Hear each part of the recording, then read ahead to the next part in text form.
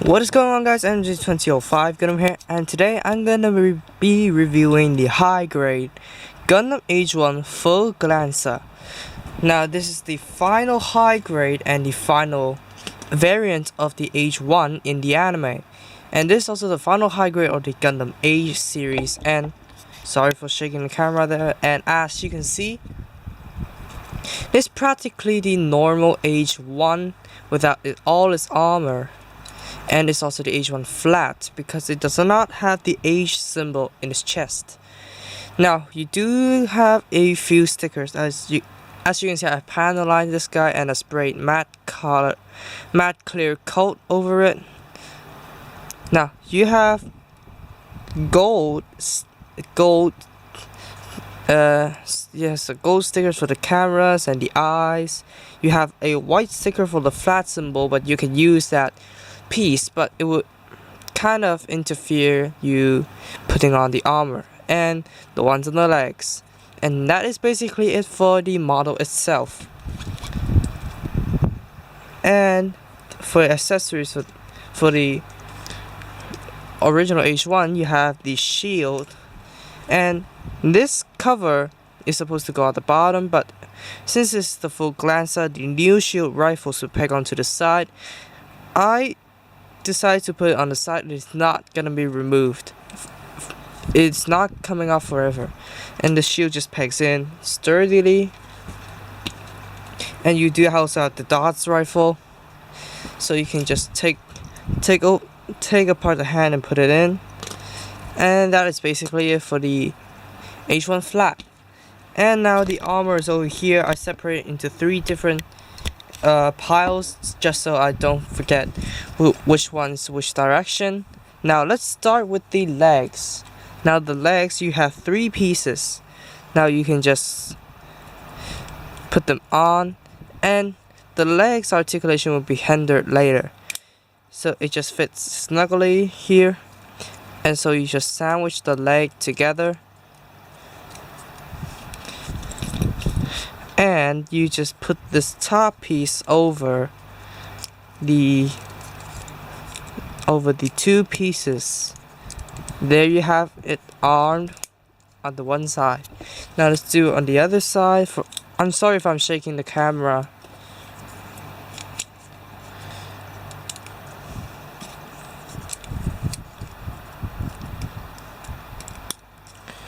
Okay, so there's the legs. Now the skirts are a bit tricky. Now for the front skirts, you get 2 pieces, and there are stickers, black stickers here for the verniers, I think. So what you're gonna do is to plop the blue piece on first. You can do it with the gray piece on first, but it's gonna be harder. And just kind of sandwich it together inside, except for it being a dick and popping off. So here you have one skirt armed. And let's just do it on the other side here. Yeah, front skirts. And now the back skirts are a bit simpler in concept, but yeah, I put some sticky tab inside just because it falls off. Now that I sprayed matte clear coat on the model, it should thicken the plastic just enough so it could just hold perfectly well without falling. So you just put it there and make sure the pegs are clamping onto the skirt, and now it is armed. And now for the shoulders here, you have 2 pieces technically, but you have 3. But it is easier to do it in 2 pieces. Now you just plop this over the shoulders, and you just do this at an angle and just put it on, and it locks it in. So let's do it on the other side here. Plop it on. And sometimes this piece may come off. It is normal, it's a separate piece. And now for the chest, you have 2 pieces. Now we can plop this on. It also has a hole here to fit inside, so it could stabilize. But with Now with this pause button here, you can use this piece which hangs over and goes right under the collar. It just simply locks this chest plate into place, so it's not coming off. So this is the AGE-1 Glansa fully armed in the armor. So now for the articulation, now the head is the same as the original AGE-1 normal. It can go up and down, forward and back, it can rotate 360. Now the arms are going to be hindered here because the original AGE-1 can go out all the way. It can go out this far for the original AGE-1. And so let me plop this armor back on. And it can rotate 360, but it cannot go out as far as you expect without it popping off. They do still rotate below the shoulder and this armor. Why? This everybody. Okay, there we go. Rotation below the shoulder, double jointed elbow, ball jointed wrist, ball joint at the waist and the stomach, nothing hindered there. Front skirts on the ball joints. Yeah, and this popped off for some reason. Back skirts are kind of on the hinge, side skirts on our ball joints. The legs can go forward and back, separate from the waist, easier now. Because it's just on a polycap and they can do this funky dance. The legs can go forwards, backwards, in and out. Now the legs are double jointed, but with this armor on, you can get a little bit over the 90. Now without this armor, it can bend all the way back.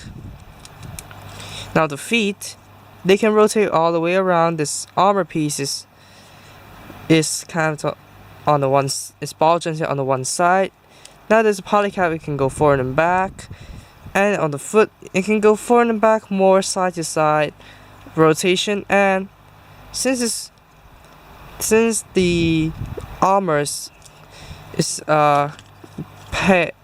attached on the one side, it can gain a little bit of an indent with the legs, so you can kind of battle the double O in the limbo.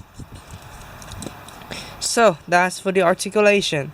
It's not as less as you would expect. Sorry, I'm drinking. But it's just enough for you to use it with all this heavy armor. And now for the accessories, obviously you have the two shield rifles. Now you can just peg them on to the arms. And they can act as a shield, and they can also act as a rifle. And you have the two beam sabers at the skirts, but you don't need them because there are beam emitters on the shield rifles, and you can peg in the two clear pink beams that they give you. If I can just get it in. Here we go. Now it can get ready for some sudden attacks. And the back skirt is acting worse.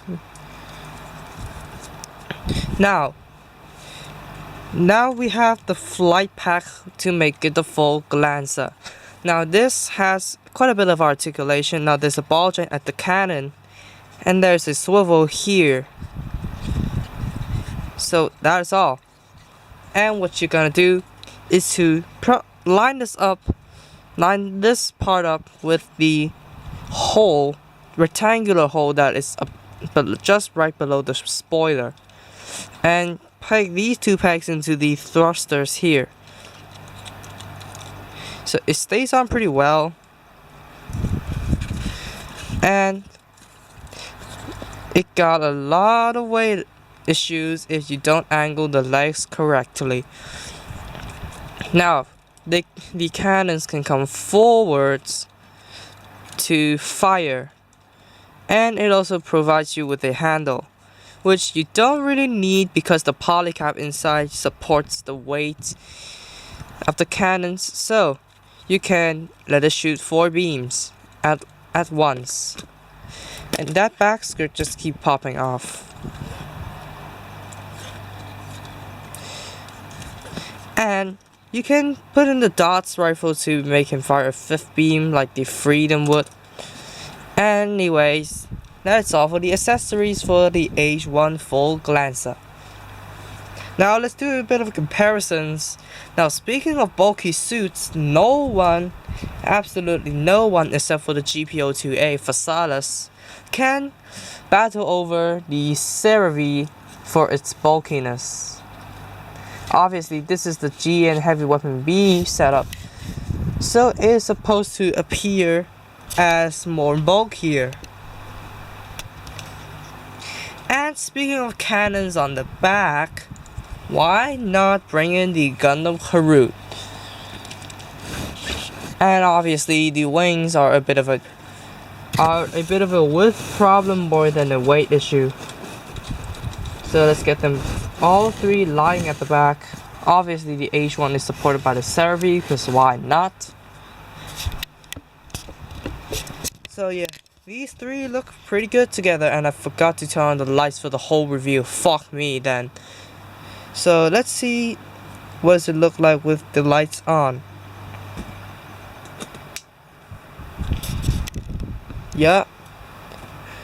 Yeah, scold me in the comments all you want because I forgot to turn on the lights.